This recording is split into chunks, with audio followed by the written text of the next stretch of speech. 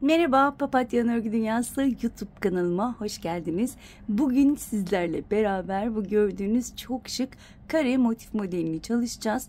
Bundan birkaç gün önce Instagram hesabımda sizlerle bu modeli Pinterest'te bulduğumu ve çıkarmamı isteyip istemediğinizi sormuştum. Sizler çok beğenmişsiniz. Hatta bununla bir battaniye yapacağım. Gördüğünüz gibi bir sürü çalıştım çünkü. Öncelikle size motifi, daha sonra da battaniyenin yapılışını göstereceğim ikinci videoda.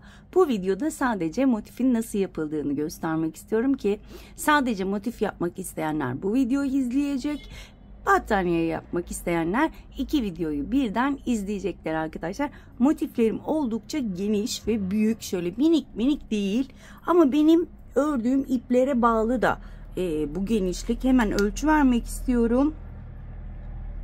Şöyle toplamda 18 santim. Arkadaşlar ben şöyle bu ipler zannedersem şöyle 3.50 milim 4 milim olabilir. Oldukça ince değil. Orta kalınlıktan biraz daha kalın ipler. Şöyle 3 renk kullanacağım ben arkadaşlar. Bu griyi sadece ortada kullanıyorum. Siyah kullanmak istemedim ki çok sert bir renk oluşmasın diye. Krem ve sarı arkadaşlar. Ben toplamda 12 tane ördüm. 12 taneye toplamda şunu saymıyorum. Şundan çok gitmiyor zaten. 2 tane krem, 2 tane de sarı gitti. Yani 4 yumak kullandım. 12 taneyi o şekilde hesaplayabilirsiniz. Ben bir battaniyeyi toplamda 16 kareden oluşturmayı düşünüyorum. Benim için yeterli. Bir de bu iplerden kullanmayacaksanız daha ince koton iplerle de yapabilirsiniz. Onlarla daha minik olacağınızı da düşünün. Yani bu kadar büyük olmayacaktır. Ona göre battaniye yapacaksanız ayarlamanızı yapabilirsiniz. 16 tane değil de 26 taneden çıkabiliyorum. Atıyorum şu anda sayıları. Bu şekilde kullandığım tığ numara ise 4 milimlik tığ kullandım. Sizler bu iple örecekseniz 4.50 5 milimlik tığ kullanabilirsiniz. 4 milim birazcık sıkı olabilir. Benim elim bol olduğu için normal oldu. Evet, iplerin bilgilerini hemen videonun altına ekleyeceğim. Şu anda burada veremiyorum. Hemen videonun altına ekleyeceğim. Oradan bakabilirsiniz. Evet, isterseniz bu güzelliklerin yapımına geçelim. Geçmeden önce minik hatırlatmamı yapmak istiyorum. Biliyorsunuz ki kanalım tamamen ücretsiz. Kanalıma tamamen ücretsiz abone olup bildirimleri açarsanız hem videoların devamlılığını sağlamış olursunuz hem de bana büyük bir destek vermiş olursunuz. Biliyorsunuz ki ben katıl butonunu açmadım. Açmayacağım da, açmayı düşünmüyorum. O yüzden benim videolarımın izlenmesi ve tabii ki yorum alması çok önemli. Videoların ilerlemesi için arkadaşlar ve kanalımın büyümesi için. Evet, hemen başlıyoruz. Evet, öncelikle sihirli halkayla başlayacağım. Çiçeğimizin ortasından başlayacağız. Şöyle ipi halka haline getirip birleştiği noktadan tutuyorum ve halkamın içine 3 tane zincir çekerek başlıyorum. Bu 3 zincir benim ilk trabzanım ve bu şekilde ikili trabzanlar yapıyorum. Toplamda 15 tane ikili trabzan yapacağım. Elimi ne çok fazla sıkıyorum ne de çok gevşek tutuyorum. Normal bir şekilde toplamda 15 tane ikili trabzan örüp hemen dönüyorum. Evet arkadaşlar, ben toplamda 15 tane ikili trabzanımı yaptım. Sihirli halkamın ipini şöyle çekip ortayı kapatıyorum. İlk çektiğim zincirin tepe noktasına battım. Kaydırmayla kapattım. Bir zincir çekiyorum ve ipimi kesiyorum. Şöyle gri ipimi artık kaldırabilirim. Hemen şöyle sihirli halkamı ipini herhangi bir şöyle ilmeğe düğümlüyorum ki çözülmesin. Bunu muhakkak yapın arkadaşlar.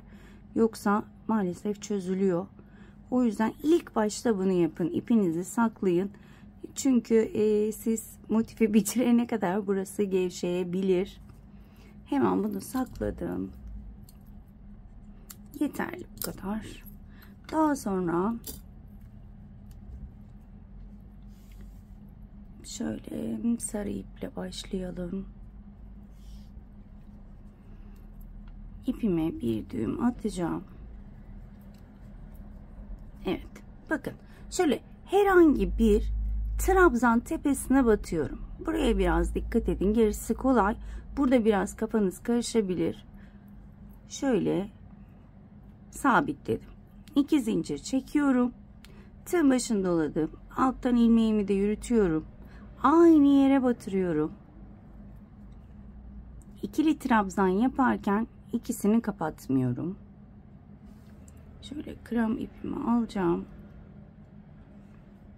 Krem ipimi geçirdim. Ama burada ben iplere güvenmediğim için şöyle 2 ip öncelikle bir düğüm atacağım. Evet. Bakın. Şimdi 2 tane bir trabzana 2 tane sarı yaptık. Daha sonra kremi alıyorum. Şöyle alttan ilmeklerimi de yürüteceğim. Hemen yanındakine batıyorum. Bir tane ikili trabzan yaparken 2 ilmeği kapatmadım. Sarı ile kapatıyorum. Daha sonra aynı yere batıyorum. Bir tane sarı yapıyorum. Yani şunu da yapayım, hemen yanındakine bir tane sarı yapayım. Hemen krem biraz yapayım, ondan sonra anlatayım. Kafanızı karıştırmak istemiyorum çünkü. Şöyle hemen sarıyla kapattım. Aynı yere bir tane, aynı yere değil, hemen yanındakine batıyorum. Şimdi anlatacağım. Evet. Şimdi ben şöyle ana rengi krem olanı yapıyoruz şu anda. Ana rengi kremli olduğu için 2 tane sarı, bir tane krem yapıyorum. 2 sarı, 1 krem, 2 sarı, 1 krem. Ama her bir trabzan tepesine 2 tane batmamız gerektiği için böyle burada biraz battığınız yerleri unutabilirsiniz. O yüzden çok dikkat edin. Bakın, bir trabzan tepesinde 2 sarı var. Bir trabzan tepesinde krem sarı var. Bu şekilde sayarak da yapabilirsiniz. Evet, bakın. Şimdi buraya bir tane daha sarı yapıyorum. Ama kreme geçeceğim için ikisini kremle kapatıyorum. Bakın, bir trabzanda 2 tane oldu. Hemen yanındakine batıyorum. 2 tane kapattım. İkisi tığımda, sarı ile kapatıyorum. Bakın, buraya bir tane yapmış oldum. Yine aynı yere batıyorum ve sarıyla ikili trabzan yapıyorum. Daha sonra onun yanına batıyorum. Şöyle ikinciyi yarım kapatıyorum ve arkadan kremle kapatıyorum. İlmeklerimi muhakkak arada yürütüyorum ki arkada ilmeklerim gözükmesin. Arada yürütmeniz daha iyi olacaktır. Bakın, burada yine bir tane aynı yere batıyorum. 2 kapattım. 2'yi sarı ile kapatıyorum. Sarı ile hemen yana geçiyorum. Birinci, aynı yere tekrar batıyorum. İkinci, eminim ki anlaşıldı. Şöyle hemen göstermek istiyorum. Bakın, her bir trabzan tepesine 2'şer tane batmış oluyoruz. Ama 2 tane sarıdan 1 tane krem olarak ayırt ederek her bir trabzan tepesine 2 tane ikili trabzan yapıyoruz arkadaşlar. Bu şekilde sıra sonuna kadar dönüp hemen geliyorum. Evet, sıramın sonuna gelmek üzereyim. Bakın, son bir trabzan tepesi kaldı. Arkada ipimi yürütüyorum. Son bir trabzan tepesinde ikinci sarıyı ve son olarak kremi yapacağım. Ve bunu da sarı ile kapatıyorum. Yine şöyle bakın, hemen ilk yaptığım zincirin tepesine battım. Arkadan kremi de şöyle üste koydum. Kaydırmayla kapattım. Şimdi benim burada 30 tane ikili trabzanım var. 20 tane sarı, 10 tane de krem olması gerekiyor. Sayarak yaptığımızda hiçbir sorun çıkmayacaktır. Şimdi bu sırada şöyle sarı ile başlıyorum. Kremi yine altta yürüteceğim. 1, 2, 3 tane zincir çektim. Tığın başını doladım. Bakın, hemen dibindeki trabzan tepesine battım. 2 ilmek aldım. İkisi tığımda. Tığın başını doladım. Hemen yanındaki trabzan tepesine battım. 2 ilmek aldım. Tığımdaki 3 ilmeği aynı anda kapattım. Tığın başını doluyorum. İkinci battığım trabzan tepesine tekrar batıyorum. 2 ilmek kapatıyorum ve bu 2 ilmeği kremle kapatıyorum. Tığın başını doladım. Hemen yandaki krem trabzan tepesine batıyorum. 2 ilmek kapattım. Diğer 2 ilmeği sarıyla. Şimdi burada daha net anlayacaksınız. Tığın başını doladım. Krem ipimi yürütüyorum. İlk sarının ilk trabzanına batıyorum. Bir tane ikili trabzan yaptım. Tığın başını doladım. İlk trabzana tekrar battım. 2 ilmek kapattım. İkisi tığımda. Tığın başını doluyorum. Hemen yanındaki ikinci trabzanın tepesine batıyorum.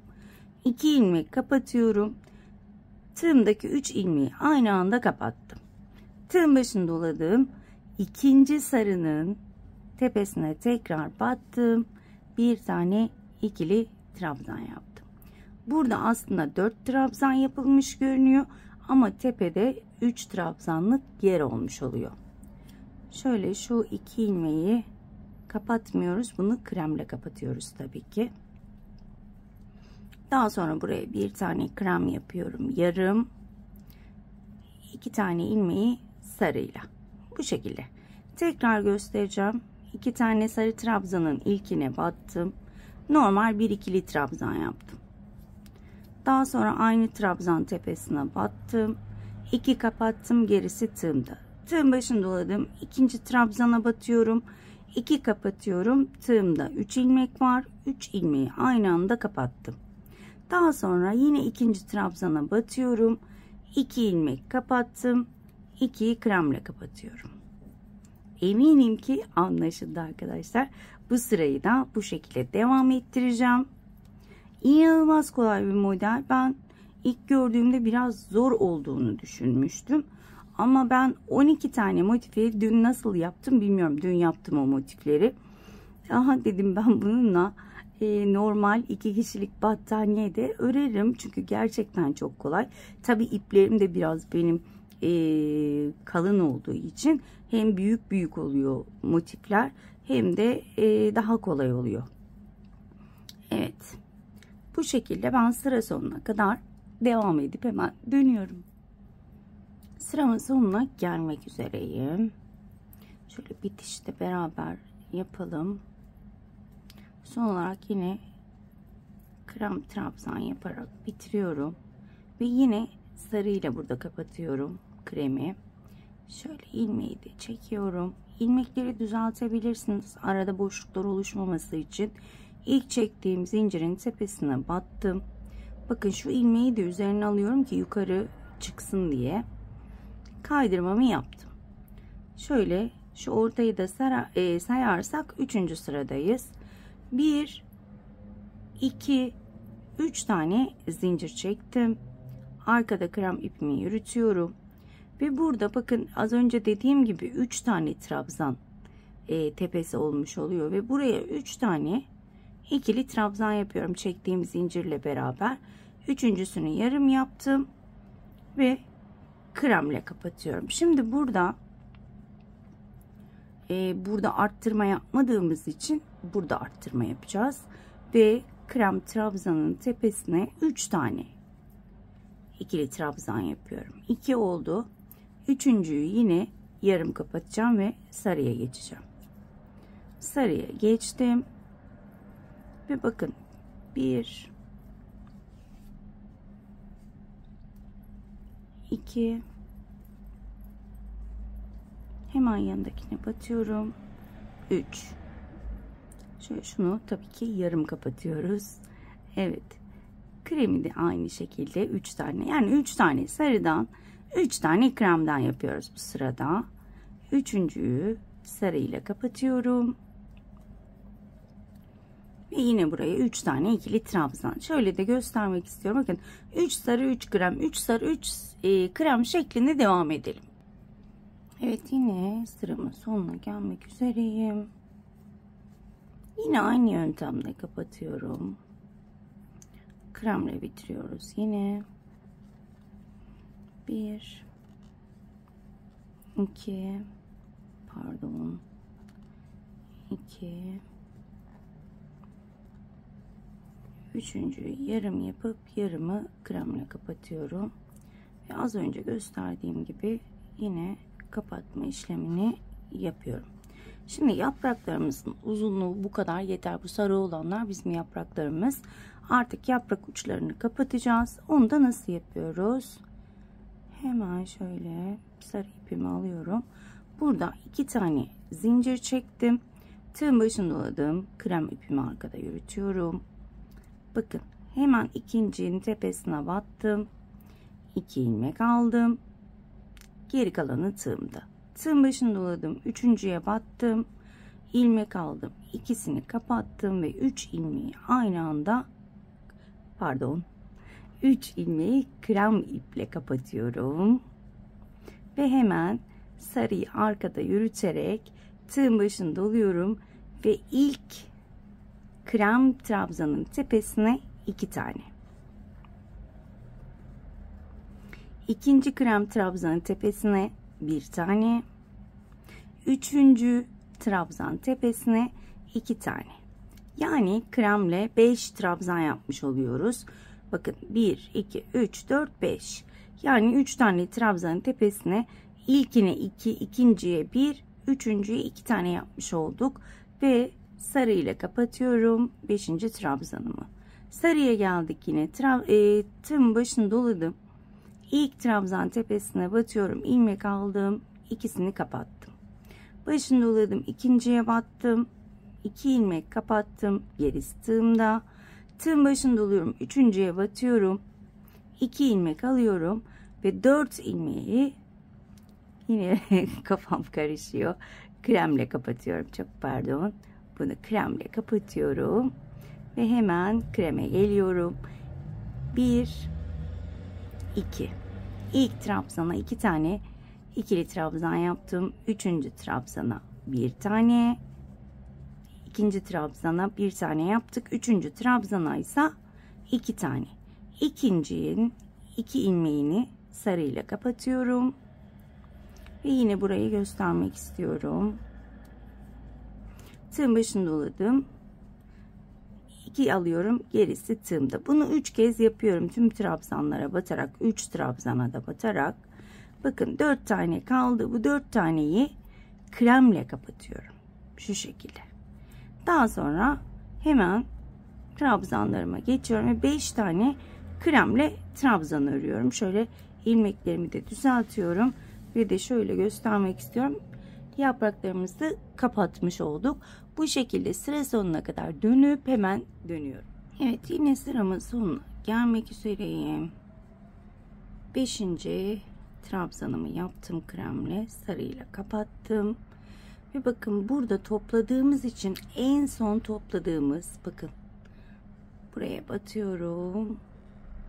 Kaydırmayla kapatıyorum. Şöyle yine kremi de üste alacağım. O şekilde kapatacağım. Evet.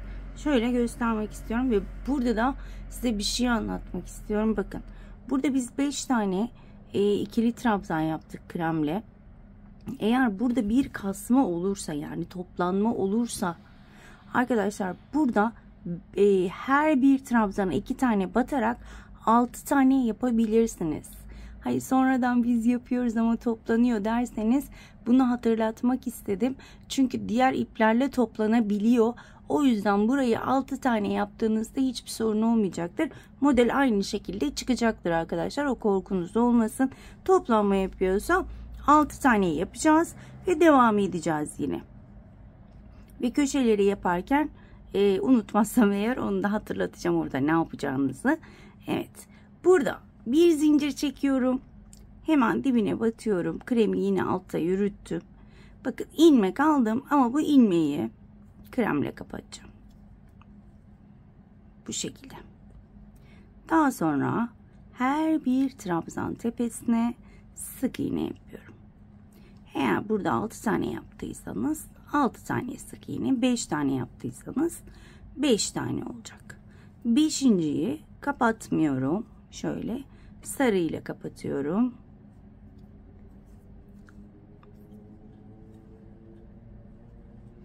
Ve sarının tepesine geliyorum. Bakın kapattığım yere ilmek alıyorum ama bunu kremle kapatıyorum. Evet, şöyle ipimi sıkıştırıyorum. Daha sonra yine 5 tane sık iğne. 2 3 4 5.'yi sarıyla kapatıyorum. Ve hemen buraya battım, ilmek aldım, ilmeği kremle kapatıyorum. Bu şekilde yine sıra sonuna kadar devam edelim. Evet arkadaşlar, sıramın sonuna gelmek üzereyim. Artık burada bakın sarı ipimi bırakıyorum, yürütmüyorum yani. Şu 1 2 3 4 5 tane kremle sık iğnemi yaptım. Burada bakın ilk yaptığım sık iğne tepesine batıyorum, kaydırmayla kapatıyorum ve motifimi bu şekilde bitirmiş oluyorum bu sırasını. Sarı ipimi kesiyorum. Artık sarı ipimle işim bitti. Son sıraya geçiyoruz arkadaşlar. Bu son sırada 1 2 3 4 tane zincir çektim. Bakın tam yaprağın tepesindeyim. Bir sık iğnelik yerdeyim. Bu sık iğneye 2 kez tığın başını doluyorum. Üçlü trabzan yapıyorum. Çektiğim zincirle beraber 2 tane üçlü trabzanım var. Köşe yapıyorum. 2 tane zincir çektim. 2 kez doladım. Aynı yere batıyorum. Ve aynı yere yine üçlü trabzan. 2 ilmek kapatarak. Bu şekilde bakın. Aynı trabzan tepesine 2 tane üçlü trabzan, 2 zincir, 2 tane üçlü trabzan yapmış oldum. Tığın başını 2 kez doladım. Hemen yanındaki sık iğne tepesine batıyorum. Buraya yine bir üçlü trabzan yapıyorum. Şimdi yan yana 2 tane ikili trabzan. 1 2. Şimdi 2 tane tekli trabzan. Tığın başını doladım, battım, 3 ilmeği aynı anda kapattım. Bundan bir tane daha yapıyorum. Ve burada 4 tane sık iğne. Az önce size demiştim ya, buraya 6 tane yaparsınız diye, çok kasma yaparsa. Buraya eğer 6 tane yaparsanız ikili trabzanları 4 tane sık iğne değil 5 tane sık iğne yaparsak motifimiz çok güzel bir şekilde çıkmış olur. Evet, şimdi burada ben 4 tane yapıyorum. 1 2 3 ve 4. Şimdi 2 tane tekli trabzan yan yana. 3 ilmeği aynı anda kapatıyorum. 2 tane ikili trabzan. 1. Hemen yanındakine battım. 2. Şimdi 2 kez doluyorum. Bir tane üçlü trabzan. 1 2 3 2 kapatarak şöyle hemen göstermek istiyorum. Şimdi yine köşe yapacağız. 2 kez tığın başını doladım ve sadece bakın şu sık iğnenin içine yapıyorum köşeyi. Şöyle üçlü trabzan yaptım. İkinci üçlü trabzanım. 2 zincir. 2 kez doladım ve bakın hep aynı sık iğnenin içine yapıyorum.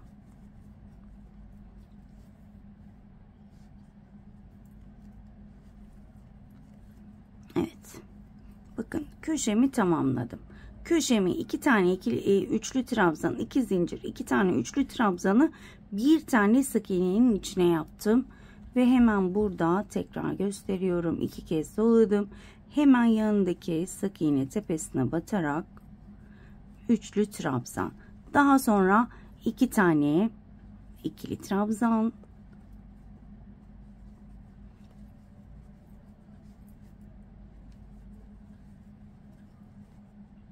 İki tane tekli trabzan.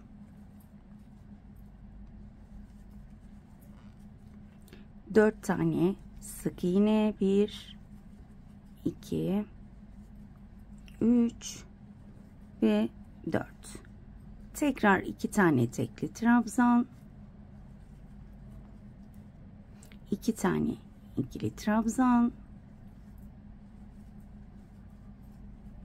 1 tane üçlü trabzan. Tığın başını 2 kez dolayarak ve 2 ilmek kapatarak, daha sonra hemen bakın köşemi yapıyorum. Aynı sık iğne tepesine. Eminim ki anlaşıldı. Sıra sonuna kadar bu şekilde devam edeceğim ve artık motifimizi bitireceğiz. Hemen şunu da şöyle öreceğim ve size göstermek istiyorum. Evet, şöyle bakın, bu şekilde devam edeceğiz. Gayet güzel bir kare olmuş oluyor. Ben sıra sonuna kadar devam edip dönüyorum. Evet arkadaşlar, son olarak üçlü trabzanımı yaptım. Ve burada ilk çektiğim zincirin tepesine batıyorum. Kaydırmayla kapattım. Burada bir zincir çekiyorum ve ipimi kesiyorum. Şimdi bu şekilde ben motifimi bitirdim ama battaniye yapacağım da kenarlarına sık iğne yapacağım gri ile. Sizler eğer gri ile devam etmek istemiyorsanız ve bu şekilde birleştirmek istiyorsanız, benim hemen bundan önce bir videom vardı. Hemen bu videonun altına link olarak atarım onu. Birleştirme yöntemini o şekilde yapabilirsiniz. Yani şurayı örerken hem birleştirip hem örebilirsiniz. Öyle sizin için daha kolay olur. Ben öyle birleştirmeyi çok seviyorum çünkü. Hem motif örmüş oluyorum hem de birleştirmemi yapmış oluyorum. Ve hemen buradaki ipimi de şöyle saklamak istiyorum. Bunları tek tek her yaptığınızda saklarsanız, ben size her zamanki gibi böyle güzel güzel anlatıyorum. Ama diğer motiflerimi maalesef size anlattığım gibi yapmadım ve teker teker sonradan iplerini saklamak zorunda kaldım ve benim için çok zor oldu. Benim için çok zor olduğu için size de zor olmasın diye böyle üstüne basa basa anlatıyorum. Her motifte bu ilmekleri muhakkak saklayın. Sonradan size zorluk çıkarmasın. Şu anda gördüğünüz gibi henüz daha ütülemedim ama ütü yapmak isterseniz hemen üzerine buhar tutuyorsunuz. Ütüyü kesinlikle değdirmiyorsunuz. Ilık ütü dahi olsa ütün ağırlığıyla maalesef iplerimiz inceliyor ve basılıyor. İnanılmaz kötü oluyor. O yüzden ben ütüye karşıyım ama buhara açığım. O yüzden buhar tutuyorum. Elimle şöyle açarak düzeltiyorum ve gerçekten kalıp gibi görünüyor. Gördüğünüz gibi şunları ütülemiştim. Şu ütülü halleri gördüğünüz gibi kalıp gibi oluyor arkadaşlar. Evet, bugünkü videom buraya kadardı arkadaşlar. Umarım ayrıntılı bir şekilde anlatabilmişimdir. Umarım anlatımımdan memnun kalmışsınızdır. Bir dahaki modelde görüşmek dileğiyle. Kendinize çok iyi bakın. Hoşça kalın.